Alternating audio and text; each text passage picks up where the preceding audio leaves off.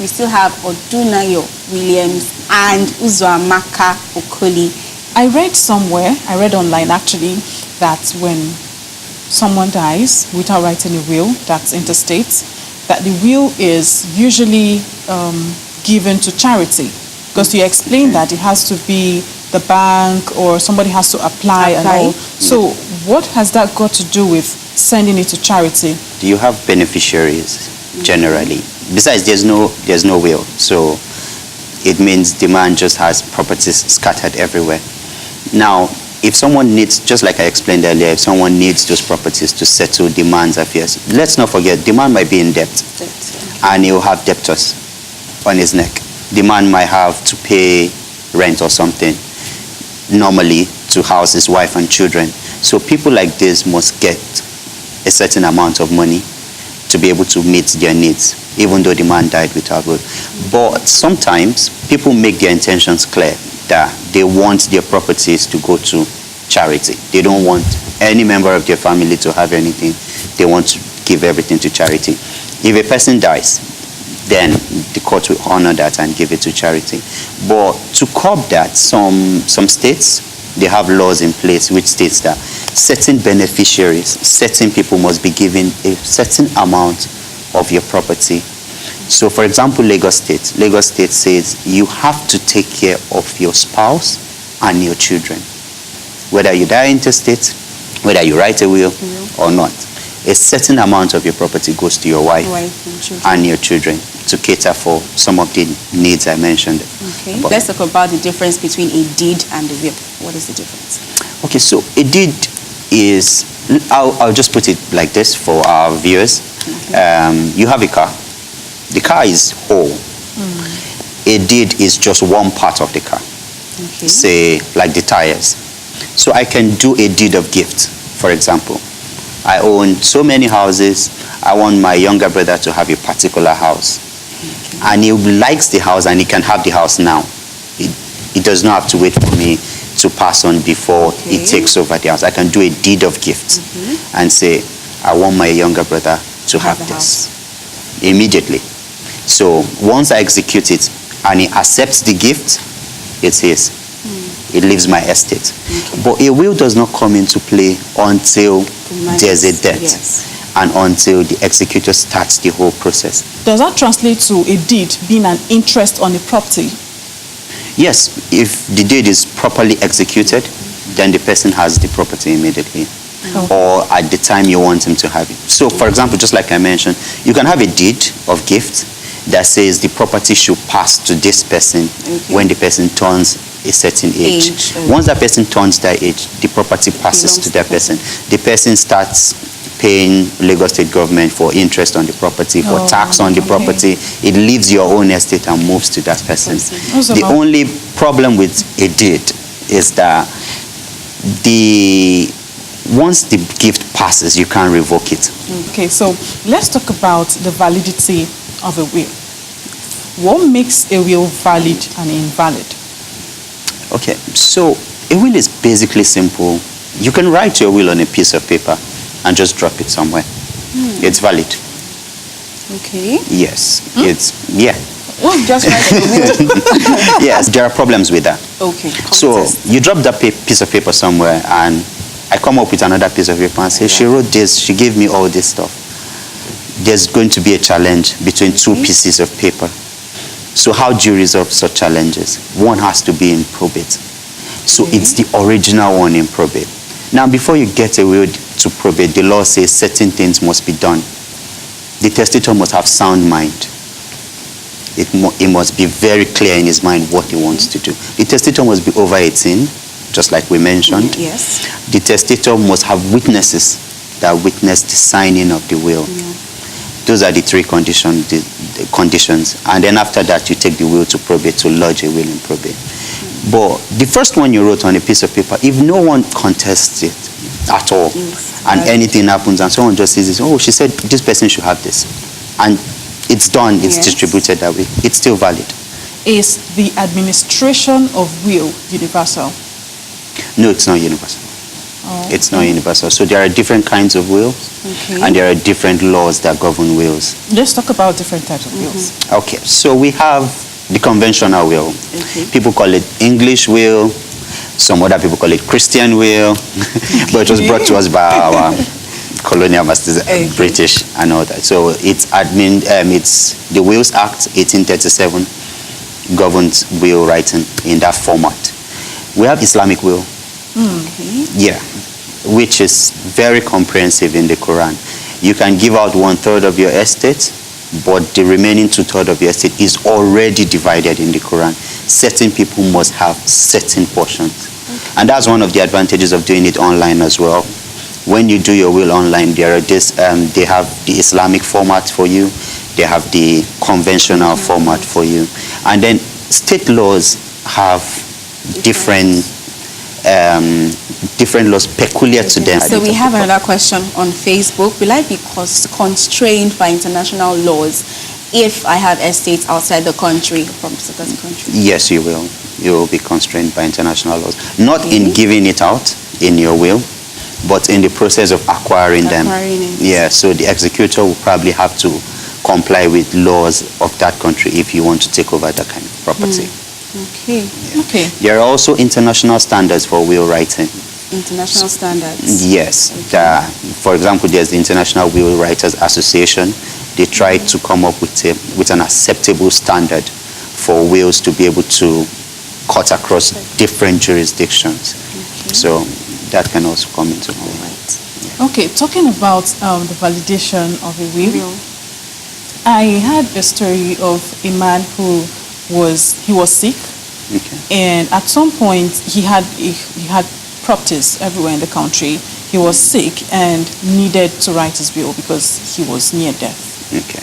So at that point, would you say he wrote the will under duress? Would you say the will was valid or invalid? Because they were pressuring him actually to write the will. He was of a polygamous home, of course. Okay. So he was under duress. I would say he was under duress. And he wrote that will, and it was valid. So would you say that it was right or wrong? Because at that point, he wrote it, he was not of a sound mind. You did mention that you have to be of a sound mind. Yeah. At that point, he was under duress to have written that will. So duress is different from sound mind, which is one of the problems associated with wills.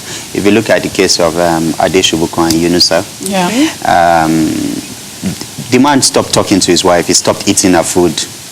His mistress was the one cooking for him, and he willed a lot of properties to his mistress. And then the wife sued and said he was under undue influence of the woman. The court held that no, he was not under undue influence. Sound mind means you're capable of thinking, of reasoning, and of transferring the property from one person to another, understanding the consequences. It's not pressure. Sound mind is not pressure. Undue influence does not have anything to do with your will. Where I would agree with you is, say mentally, let's say the guy cannot even remember a lot of the properties anymore, and it's very, very evident that he doesn't have the capacity to will out most of his properties. Then you can claim that there's pressure on him, and he didn't actually carry out those acts in full understanding of what he was doing at that particular time. Also, let me just quickly add that unsound mind does not mean is mentally ill or is physically ill or something. It just means that you understand the whole process you're going through at a particular time. So it can divorce invalidate a will? Yes, it can. Okay, so because you're no longer together. Exactly. But it's already stated in the will. Yeah, but the person can change his will. What if the person... But marriage automatically revokes a will. And in some jurisdiction, divorce has the same effect. Automatically it revokes the will. Wow. So you have to do something. But in Nigeria, it doesn't automatically revoke the will. You need to make changes to your will if you want to make changes after the divorce. And I think the reasoning from that is that most times when you make a will and you're married, you're catering for people you think you're responsible for. a divorce automatically means sometimes you're not that responsible for them. So let's say your wife gets married to another man. Does she benefit from you and benefits from the other man? Those are questions in it. And so- Okay, so over to you, Amaka. Now we have issues of litigation. Why are wills always most times subject to litigation? It's advisable that you write a will that, okay, it's clearly stated, if you want to will anything to anybody, it's fine. As against just leaving it like that. You find a lot of people. In fact, some people would even leave the face of something as much as your phone and having a password on your phone. So, Okay. some people might leave the face of the earth and then nobody can access your phone. Nobody can, your password, So it's advisable that at least someone should have an idea of what your password is. And so to avoid all of those things, because bringing litigations into the family, in the long run, you people might stop seeing each other. What do you have to say about that? One of the major problems I can see with most families is that even before you can apply for the will to be read, people just come in and start taking stuff. They start taking the cars, they start moving properties to their houses. So it's only when the will is read that the courts will back you to recover most of those properties. That's why most times you have all this long litigation in court. And then they say, oh, my brother promised me this money before. My brother said this one, you are just the wife. What do you know?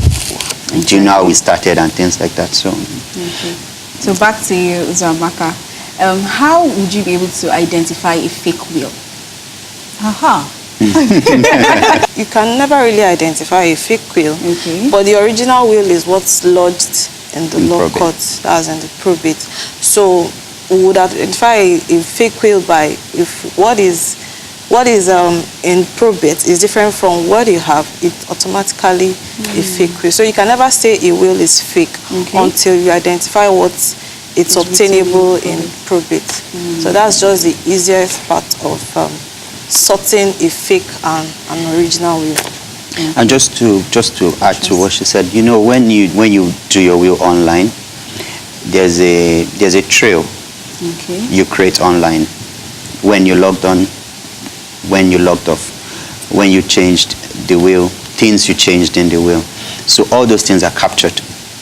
Unlike when you just go and meet a lawyer and then you tell the lawyer that, oh, I want to make changes to my will. He needs to give you another form, a codicil form for you to fill. You fill in the things you want to change. He needs to draft it again. He needs to attach it and take it back to probate. So those are some of the reasons why online was Better and probably a lot better preferable. now. Like they're a lot We have a better. lot of companies that offer such services. Just go online, writing, I want to write my will online.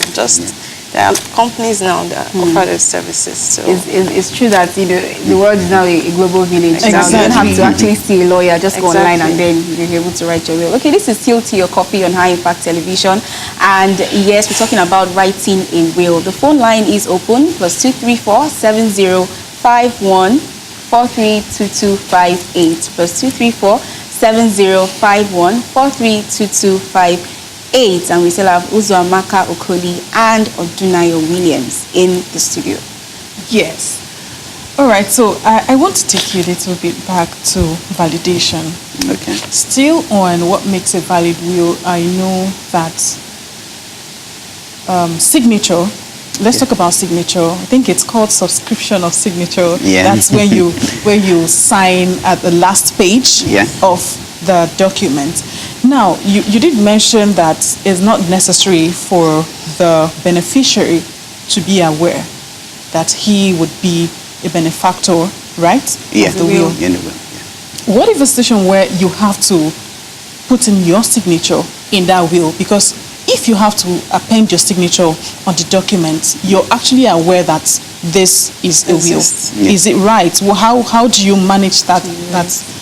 No, the challenge? beneficiary does not sign anywhere on the document. It's the Oh. witnesses that sign. Okay. And the law says a witness cannot be a beneficiary.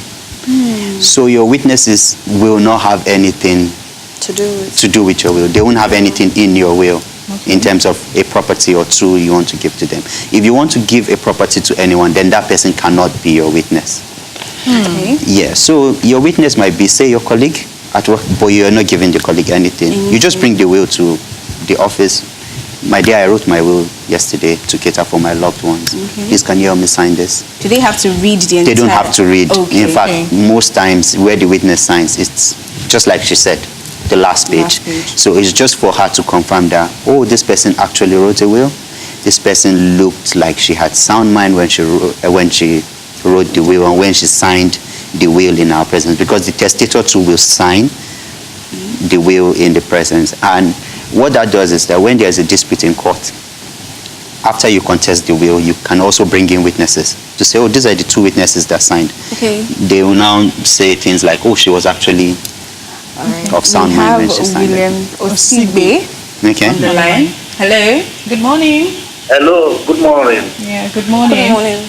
Yeah, please, I have a question for the legal practitioner there. Okay. Yes. Go ahead. Yeah. Please, can I go ahead with my Yes, question? you can. All right. I want to know from him if while writing a will, you understand? Yeah. Like he did say that you are not forced to do it. You must be of same mind to get it done. But then, what happens if will is written and a member of family excluded from benefiting from the will? Has he or she, has he any right or to mitigate that or mitigation to ask for his own share of any will?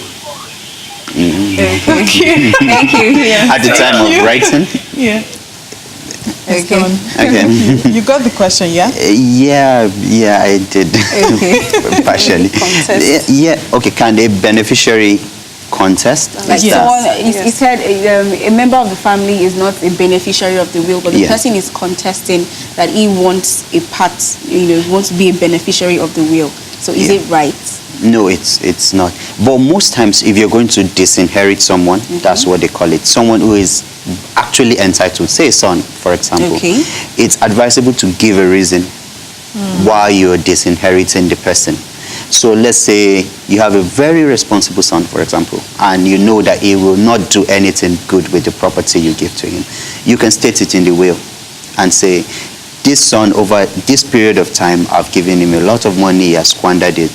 He might not manage this property very well. That is why he's not getting anything in the will. Say for a wife that's been unfaithful, for example, you can say this is the reason why she is not getting anything in the will, because she's actually entitled, say, in a place like Lagos State and things like that. So it's actually really nice for you to state a reason, not just disinherit anyone like that. But for people like uncles, aunties, they don't need any reason. They are just not getting anything.